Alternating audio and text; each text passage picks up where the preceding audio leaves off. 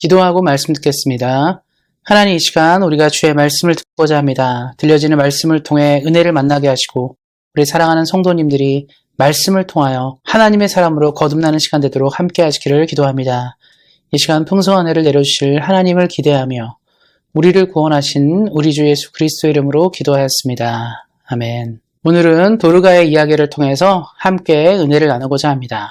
말씀을 나누기 전에 한 유명한 사람의 묘비명을 읽어드리도록 하겠습니다. 모든 것을 가난한 이웃에게 베풀고 자기를 위해서는 아무것도 남겨놓지 않은 선량한 부산 시민, 의사 크리스천, 이곳 모란공원에 잠들다. 이 묘비명의 주인공은 바로 한국의 슈바이처로 유명한 장기려 박사입니다. 장기려 박사가 1995년도에 이 땅을 떠났는데요. 그가 이 땅을 떠날 때 많은 사람들은 그의 죽음을 아쉬워하고 안타까워하고 기렸습니다. 왜냐하면 우리도 아는 것처럼 의사는 많은 것을 누리고 더 많은 재물을 취하고 더 높은 지위와 편안하고 안락한 삶을 살 수 있었음에도 그는 평생을 통해 약하고 가난하고 소외된 이웃을 향해 의술을 베풀며 살았습니다. 그래서 그의 죽음을 많은 사람들은 애도하였습니다. 우리도 이 땅을 살면서 언젠가는 평가를 받게 됩니다. 살아있을 때도 평가를 받지만 사실 죽은 이후에도 평가를 받게 됩니다. 그런데 살아있을 때보다 우리가 죽은 이후의 평가가 더 중요합니다. 왜냐하면 우리가 생을 마감한 이후에는 더 객관적인 평가를 가질 수 있기 때문입니다. 하나님을 믿는 사람은 제가 처음에 읽어드렸던 장기려 박사와 같이 사람들이 기억하는 죽음이 되어야 하고 기억하는 인생이 되어야 합니다. 하나님께서 우리를 이 땅에 보내신 이유는 이 땅에 빛과 소금이 되도록 우리를 부르셨기 때문입니다. 그래서 저는 오늘 좀 생소한 인물이지만 우리 성도님들에게 성경의 여인 도르가를 소개하고 싶습니다. 도르가는 제가 지난주에 설교드린 참된 경건과 연결된 사람입니다. 경건한 삶을 보여줬던 인물이기 때문입니다. 그녀의 이야기를 통해서 오늘 함께 은혜를 나누고자 합니다. 본문 36절에는 욥바에 다비다라는 여제자가 있으니 그 이름을 번역하면 도르가라 이렇게 얘기하고 있습니다. 도르가는 사슴이란 뜻을 가진 사람이고요. 이 여자는 자신의 이름만큼이나 아름답게 삶을 살았던 것 같습니다. 말씀에 나온 것처럼 여제자였고 선행과 구제한 일이 심히 많았다라고 평가하고 있습니다. 그런데 우리가 이 땅을 살면서 우리가 아시는 것처럼 이럴 때가 있어요. 착하고 정말 괜찮은 사람, 좀 이 땅에 더 있어야 되는 인물들이 먼저 가는 경우들이 있습니다. 그때 많은 사람들이 애도하죠. 저 사람은 좀 더 살아야 되는데. 오히려 우리 그렇지 않습니까? 못되고 악한 사람이 죽었을 때는 잘 죽었다. 죽을 놈이 죽었다. 죽을 사람이 죽었다. 이렇게 얘기하지만 어쩌면 선하고 착한 사람이 죽었을 때는 굉장히 큰 아쉬움을 가집니다. 도르가가 바로 그런 사람이었어요. 선한 인생을 살았기 때문에 많은 사람이 기억하고 애도하고 아쉬워하는 죽음이었습니다.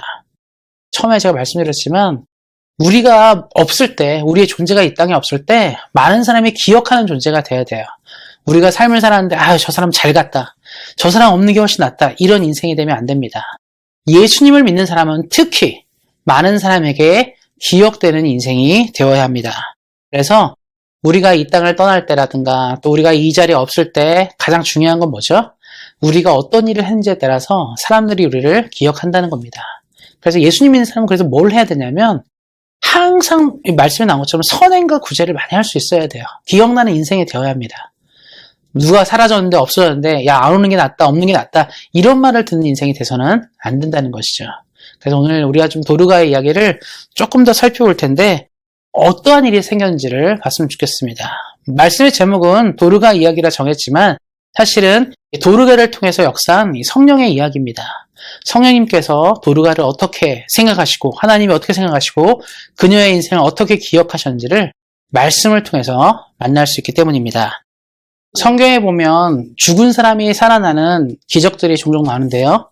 신약 성경에는 예수님이 한 3번 정도, 베드로 1번, 바울 1번, 구약 성경에 엘리야와 엘리사가 또 해낸 기적들이 있었습니다. 이런 것들을 통틀어 보면 10번이 채 안 되는 기적들입니다. 그러니까 많은 사람들이 성경에서 죽은 사람이 살아나는 기적들을 보통 기억하고 계실 거예요. 왜냐하면 그 기적들이 특별한 사건이기 때문에 그렇습니다. 그런데 그 특별한 사건 중에 하나가 바로 이 도르가라는 여인에게 허락된 사건이었습니다.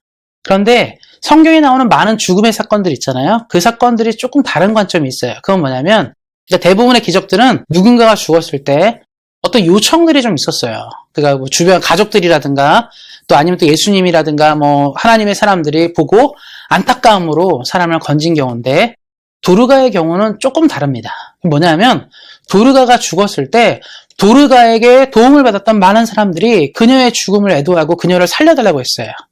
이 사건은 도르가에게 은혜를 입었던 사람들이 그녀의 죽음을 너무 안타까워하면서 사도 베드로에게 요청한 거예요. 우리를 위해 아주 애쓰고 훌륭한 일을 했던 이 사람이 죽었습니다. 하나님의 도움이 필요하고 은혜가 필요하다고 얘기하는 것이죠. 제가 왜 이 말씀을 드리냐면 우리는 이 땅을 살면서 항상 그렇지만 사람들이 나를 어떻게 대하는지를 생각하셔야 돼요. 예수 믿는 사람들은. 요즘 시대 가장 큰 문제는 뭐냐면 예수 믿는 사람들이 예수 믿는 사람답게 살지 않기 때문에 사람들은 예수 믿는 것을 대단하게 생각하지 않는데 말씀을 보면 이 도르가를 보세요. 얼마나 선행과 구제가 많았으면 38절에 이런 말이 나옵니다. 룻다가 욥바에서 가까운지라 제자들이 베드로가 거기 있음을 듣고 두 사람을 보내어 지체 말고 와달라고 간청하여 이렇게 얘기하는데 그 전 구절 37절에 도르가가 병들어 죽음에 시체를 씻어 달하게 누이니라. 그러니까 사람들이 이 여인이 죽었지만 뭔가 기대가 있었던 거예요. 우리가 보통 사람이 죽으면 어떡하죠? 장례를 치르잖아요. 이 사람은 죽었거든요. 장례를 치러야 돼요. 그러니까 장례를 치르고 이제 죽음을 맞이했기 때문에 이 사람과 이별을 하는 것이 원칙입니다. 이건 모든 사람이 그래요. 사람이 죽었는데 만약에 우리가 요즘 시대에 사람이 죽었는데 장례를 치르지 않고 뭐 집 다락에 올려놨다. 이 뉴스거리죠. 나중에 뭐 시체가 부패했다. 장례를 치르지 않았다. 이런 얘기 나온단 말이에요. 그러니까 이거는 일반적이지 않은 건데 지금 이 말씀에 보면 사람들이 37절, 38절에 보면 사람이 죽었는데 시체를 다락에 누였다 얘기합니다. 그리고 이제 그 다음에 나눈 말 제가 아까 읽어드렸죠. 38절에 룻다가 욥바에서 가까운지라 제자들이 베드로가 거기 있음을 듣고 두 사람을 부대어 지체 말고 와 달라 간청하여. 이게 무슨 말이냐면 마침 도르가가 죽었을 때 이 도르가 여인이 죽었어요. 그래서 많은 사람들이 너무 슬퍼했죠. 여기 훌륭한 인생을 살았고 아주 착한 이 여인이 죽었을 때 많은 사람이 어려워했어요. 받아들이기 어렵던 겁니다. 우리도 그렇지 않습니까? 뭐 충격적인 죽음들 있잖아요. 너무 괜찮은 사람과 너무 의미 있는 사람이 죽었을 때 쉽게 죽음이 와닿지 않는데 이 사람들도 그랬던 거예요. 근데 어떻게 했습니까? 죽었으면 장사를 치러야 되는데 그때 누가 얘기를 한 거예요. 욥바 근처 룻다에 누가 왔다? 베드로가 왔다는 얘기를 들은 거예요. 그런데 이제 사도 베드로가 이 근처에 사역이 있었던 것 같아요. 그래서 룻다라는 지역에 베드로가 있다는 걸 얘기 들었는데 이 사람들이 살던 욥바가 룻다에서 멀지 않았습니다. 그러니까 그 시기에 도르가가 죽었는데 사람들이 결정한 것은 장사를 지내자가 아니라 일단 하나님의 사람 베드로, 사도 베드로가 여기 왔다는 얘기를 듣고 베드로에게 이 부분을 한번 이야기해보자는 거예요. 간청해보자. 하나님께서 이것을 통해 역사하실 것이 있지 않냐고 생각한 겁니다. 여러분 이거 쉽지 않습니다. 우리가 믿음을 갖는다는 건요 굉장히 어려운 일인데 이 도르가의 선행과 도르가의 사랑이 얼마나 가득했으면 사람들이 이 여인을 향한 하나님의 은혜가 있을 것을 믿었다는 거예요. 이게 좀 어렵죠? 쉽게 생각하면 성도님 누가 죽었는데 이 사람이 죽었는데 이 사람이 너무나 착하게 살고 너무나 선량하게 살고 너무나 하나님 앞에서 너무나 온전하게 사니까 주변 사람들이 이 사람 지금 죽을 때 아니라고 얘기한 거예요. 누가 죽었는데 주변 사람들이 이 사람에게 은혜를 입은 사람이 이분은 지금 죽을 때가 아니다. 다시 말해서 하나님이 이 사람을 살릴 만한 이유가 있다라고 주변 사람이 믿은 거예요. 죽은 사람이 믿은 게 아니라 그 사람 주변의 사람들이 믿은 겁니다. 뭐 대단한 겁니다. 쉽지 않은 거예요. 누가 내가 죽었는데 이 사람은 지금 죽을 사람이 아니야. 하나님이 이 사람 살릴 거야. 이 믿음을 갖게 할 정도로 도르가가 너무나 착한 일을 많이 했다는 거예요. 오죽하면 그래서 베드로에게 요청한 거예요. 사도 베드로 살려주세요. 이 사람은 지금 죽으면 안 됩니다. 너무나 착한 일과 좋은 일을 많이 해서 아직도 선한 영향력을 더욱더 끼쳐야 되는 사람이라고 찾아갔습니다. 여기 39절에 어떤 일이 생겼습니까? 베드로가 함께 가서 거기에 갔어요. 도대체 어떤 제자길래 이렇게 사람들이 슬퍼하고 기억하는 죽음일까? 베드로 생각했을 것 같습니다. 이름이 알려졌을 것 같긴 해요. 왜냐하면 이렇게 착한 일을 많이 했는데 모를 일은 없겠죠. 그래서 어쨌든 베드로 갔습니다. 그래서 한번 보자는 거죠. 근데 옆에 있는 말씀이 뭐라고 나왔습니까? 39절에 모든 과부가 베드로 곁에 서서 울며 도르가가 그들과 함께 지은 속옷과 겉옷을 내보인 것을. 도르가 옆에서 함께 도르가의 돈을 맞던 수많은 과부와 여인들이 서서 그런 거야. 이 옷을 보세요. 이 옷들을 보세요. 이 도르가가 우리를 위해 자신의 수고와 희생을 아끼지 않고 만들어준 것입니다. 울기 시작했어요. 누가 과부와 고아를 돌보겠습니까? 말씀해보세요. 도르가는요, 자신이 여자잖아요. 여자들이 사실 지금도 그렇지만 경제생활이 쉽지 않습니다. 이 시대는 더욱더 그러겠죠. 그럼에도 불구하고 자신이 할 수 있는 역할에 최선을 다해서 주변 사람을 도운 거예요. 그러니까 주변 사람들이 그녀가 지어준 옷을 보여주면서 베드로 사도에게 말한 거죠. 이러한 일을 우리를 위해 했는데 지금 도르가가 주는 것은 맞지 않습니다. 이치에 맞지 않습니다. 그녀는 조금도 할 일이 남았다라고 외친 것입니다. 베드로도 감격했을 것 같아요. 어떻게 저런 사랑을 보였길래, 어떻게 저러한 인생을 보였길래 이렇게 많은 사람들이 그녀의 죽음을 슬퍼하는가 생각했을 것 같습니다. 그리고 이제 오늘의 말씀이 나오죠. 40절 말씀에 베드로가 도르가를 놓고 기도했어요. 그리고 얘기하죠. 다비다야. 다비다가 이제 도르가 이름이죠. 다비다야, 일어나라. 어떤 일이 생겼습니까? 도르가가 일어나는 기적들이 있었습니다. 말씀에 보면 이렇게 얘기하고 있어요. 40절 말씀에 그가 눈을 떠 베드로를 보고 일어나 앉는지라. 41절에 베드로가 손을 내밀어 일으키고 성도들과 과부들을 불러들여 그가 살아난 것을 보이니. 성령님은요, 이 시대 가운데 지금도 역사하시는 분이시지만 하나님의 영광과 필요를 위해서 지금도 일하십니다. 이 당시에 하나님의 영광과 하나님의 필요가 도르가라는 한 여인에게 집중되었습니다. 그녀의 인생이 살아나야 한다는 것은 사람들의 의지가 아니라 하나님의 의지였어요. 물론 사람들의 열망이 있었지만 가장 좋은 건 뭐죠? 하나님도 탐복했다는 거예요. 옛날 사람들 많이 말하는 말 있죠? 지성이면 감천이다.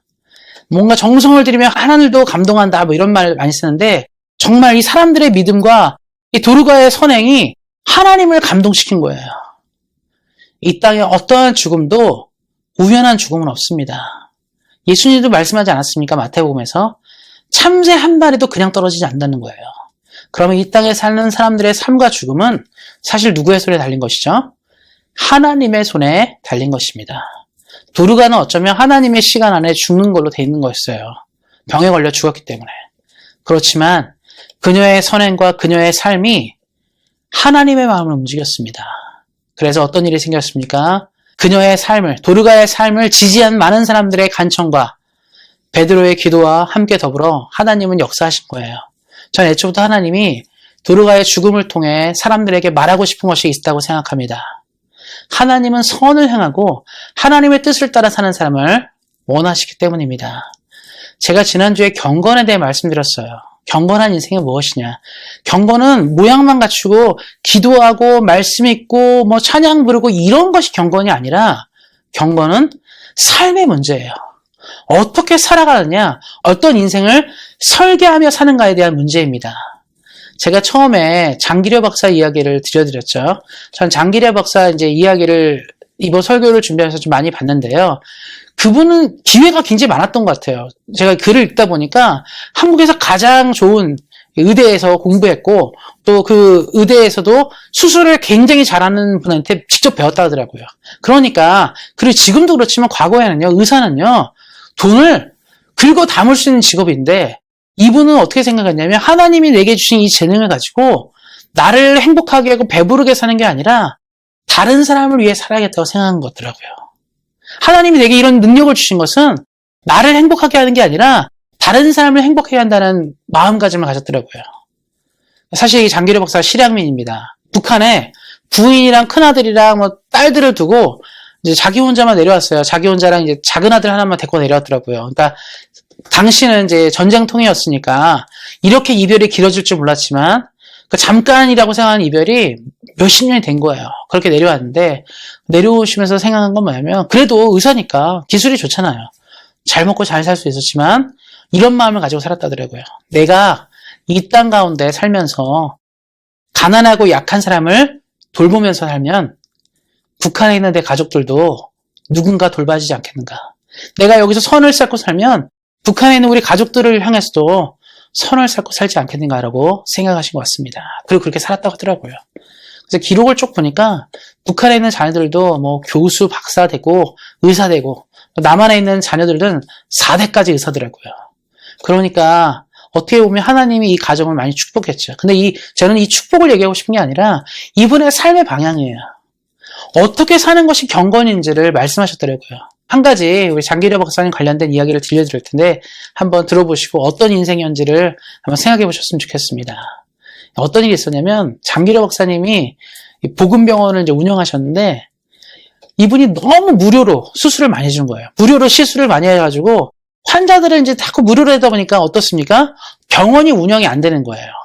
그래도 치료비를 받고 뭘 해야지 운영이 되는데 이분은 항상 딱하다고 불쌍하다고 다 그냥 무료로 해주는 거예요. 그래서 나중에 어떤 일이 생겼냐면 병원 이제 관계자들이죠. 얘기하면서 뭐냐면 원장님은 결정 권한이 없습니다. 그러니까 환자를 받을 때 이 사람을 받지 말지 결정 권한 없습니다. 얘기하는 거예요. 왜냐하면 이제 앞으로 환자의 병원비를 받을지 안 받을지는 우리가 결정합니다. 그래서 결정권을 박탈했어요. 그래서 뭐 병원에 계시지만 이제 쉽게 말하면 누구를 무료로 치료해줄지 이거는 본인이 할 수 있는 능력이 안 된 거죠. 그렇게 이제 사신 겁니다. 그런데 마침 그때 어떤 이제 농부가 병원에서 수술을 하게 된 거예요. 수술해서 치료를 받았는데 뭐 농부들이 돈이 많습니까? 돈이 없죠. 그러니까 이제 병원비를 낼 돈이 없으니까 퇴원도 못 하게 되고 병원에 이제 그렇게 있는 거예요. 그러니까 돈을 내면 퇴원시켜 주는데 이제 이 농부는 하루아침이라도 빨리 가서 농사를 지어야지 돈을 갚는다 생각하니까 간청을 하는데 병원에서는 안 들어주는 거예요. 근데 도와달라고 하는 거죠. 제발 좀 우리 좀 내보내 주세요. 하는데 안 된다는 겁니다. 돈을 갚으면 내보내 주겠다는 거죠. 근데 이제 장기려 박사 너무 딱한 거예요.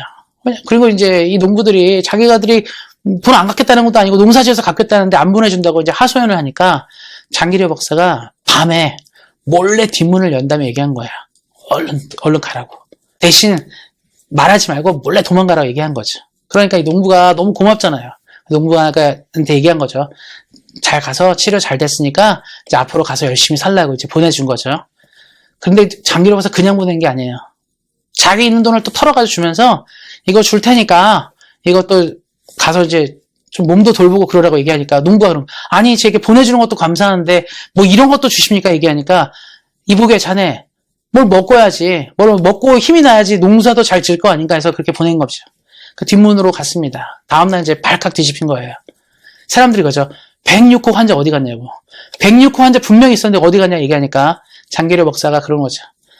사람들한테 그런 거야. 아니 병원비가 없어서 뭐 지금 병원비 당장 못 나겠는데 잡아둬서 뭐 하느냐. 건강하게 치료됐으면 나가서 일해서 갚으면 되지 않겠냐고 얘기한 거죠. 이분은 이렇게 사신 거예요.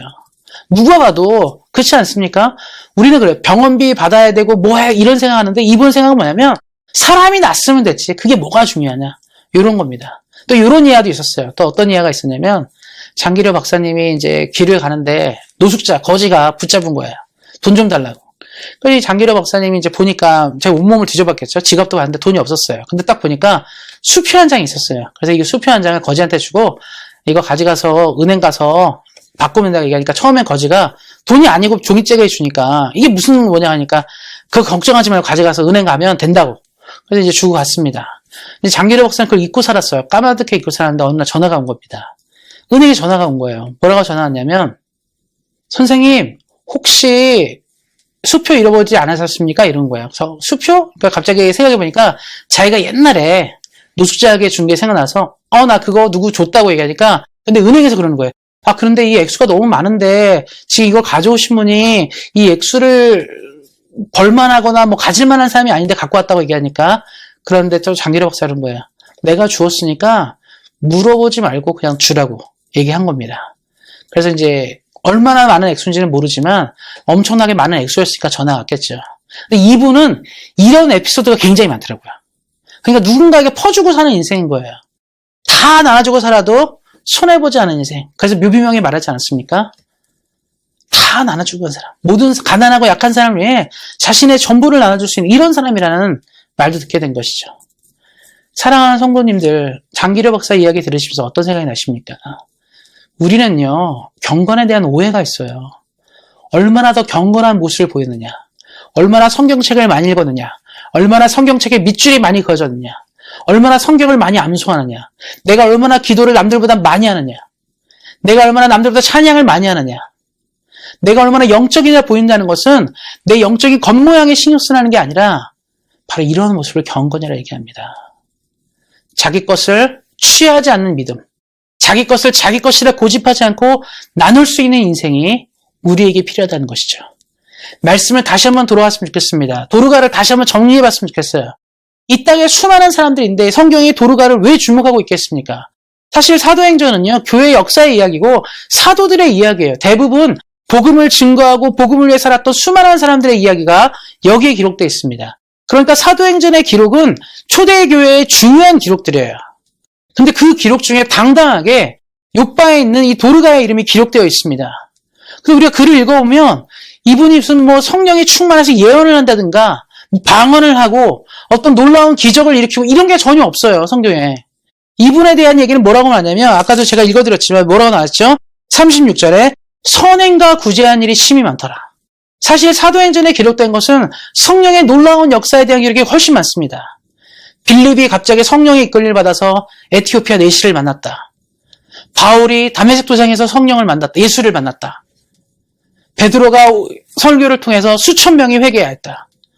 베드로가 성령을 통해 안진뱅이를 일으켰다. 바울이 성령을 통해 귀신을 쫓아냈다. 이런 얘기가 가득하지 않습니까? 왜냐하면 교회의 역사에 하나님이 어떻게 역사했는지, 성령이 어떻게 역사했는지를 보여주는 거예요. 그런데 그와 더불어 지금 이 얘기하시는 건 뭐냐면 성령이 하나님의 사람답게 경건하게 살고자 하는 인생을 살렸다는 내용도 동시에 들어있습니다. 우리는 이 시대에 어떤 사람이 필요합니까? 어떤 인생들이 우리에게 필요합니까? 대부분의 많은 인생들은요, 껍데기에 너무 치중해요. 겉모습. 우리가 살고 있는 이 시대에 가장 필요한 게 바로 뭐냐면 겉모습이 아니라 내실이에요. 최근에 예전에 이제 일본에 큰 지진이 일어나고 막 이러면서 주변에 점점 이제 한국 주변에 지진이 많이 일어나면서 한국 정부가 우려한 한 가지가 뭐냐면 그동안 한국은 지진 안전지대라 생각해서 내진 설계가 제대로 된 집들을 많이 못 진 거예요.